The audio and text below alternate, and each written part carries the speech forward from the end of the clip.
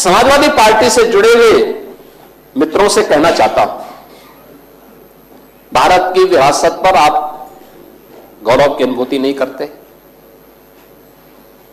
कम से कम जिनके नाम पे आप राजनीति करते हैं उनके विचारों को ही मान लेते।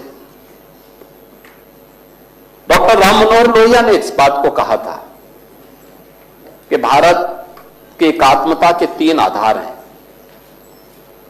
श्री राम, श्री कृष्ण और शिव शंकर, भगवान शिव।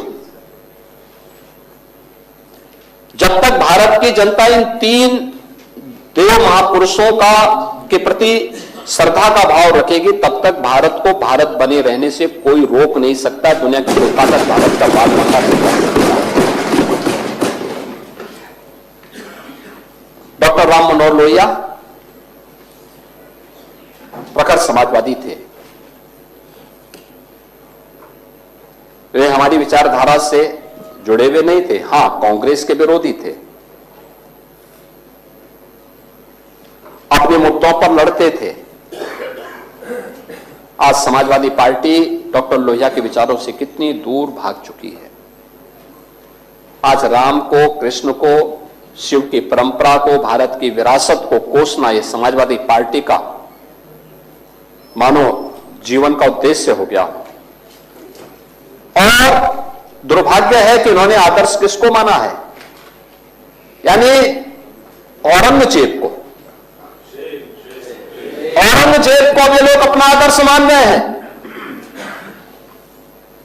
औरंगजेब का पिता शाहजहां अपनी जीवनी में लिखता है, अपनी आत्मकथा में लिखता है कि खुदा करे कि ऐसा कमबख्त किसी को पैदा न हो। उसने आगरा के किले में अपने बाप को कैद करके रखा है, एक एक बूंद पानी के लिए तरसाया। और अगर इनको औरंगजेब पर गौरव की अनुभूति होती है तो ये लोग कम से कम पटना की खुदाबख्त लाइब्रेरी में जाकर के एक बार शाहजहां की ही जीवनी को पढ़ लें, देख लें, उसकी पीड़ा को देखें। हां, जिनका आचरण औरंगजेब जैसा है वे लोग औरंगजेब पर गौरव की अनुभूति करें, लेकिन भारत को कम से कम इस पर न करें। और समाजवादी पार्टी को इसका जवाब देना चाहिए। भारत की आस्था पर प्रहार करने वाला दुर्दांत, धर्मांत, क्रूर शासक, उसको समाजवादी पार्टी आदर्श मानती है। जो भारत को रौंदने के लिए आया था, जजिया कर लगा रहा था, भारत का इस्लामीकरण कर रहा था, कोई सभ्य मुसलमान भी अपने पुत्र का नाम औरंगजेब नहीं रखता, क्योंकि उसे मालूम है यथा नाम तथा काम।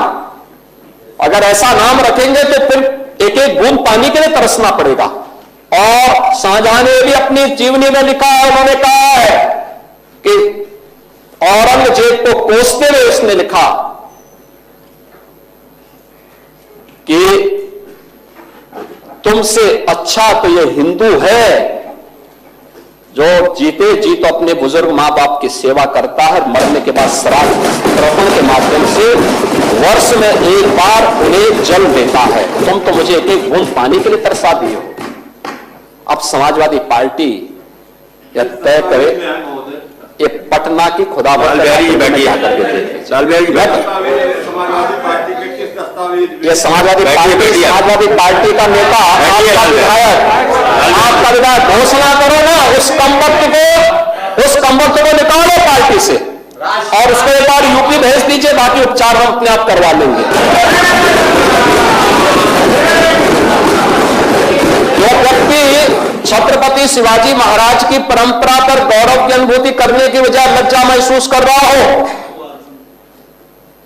और औरंगजेब को अपना नायक मान रहा हो, क्या उसको भारत के अंदर रहने का अधिकार होना चाहिए क्या?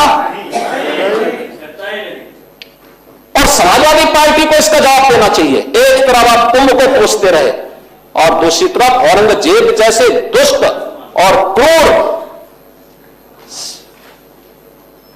धर्मांत मंदिरों को तोड़ने वाले व्यक्ति को, भारत की आस्था को निर्मलता के साथ रौंदने का कार्य करने वाले व्यक्ति को महिमामंडन करते हो। आखिर कौन सी नस ऐसी आपकी दबी हुई है कि आप लोग अपने उस व्यक्ति पर, उस विधायक पर नियंत्रण नहीं कर पा रहे हैं? और इसीलिए मैं कहना चाहता हूं कि व्यक्ति के विचार अलग हो सकते हैं, मानव खंडन क्यों नहीं समाजवादी पार्टी है? समाजवादी पार्टी खंडन करे इसका। लाल बिहारी सुनिए, समाजवादी पार्टी को, लाल बिहारी समाजवादी पार्टी को इसका खंडन करना चाहिए। समाजवादी पार्टी को इसका खंडन करना चाहिए और समाजवादी पार्टी को इसको बाहर निकाल देना चाहिए, निकाल देना चाहिए बाहर, या यहां बुलवाइए सम्मेलन में। उत्तर प्रदेश तो ऐसे लोगों का उपचार करने में बहुत देरी नहीं करता है।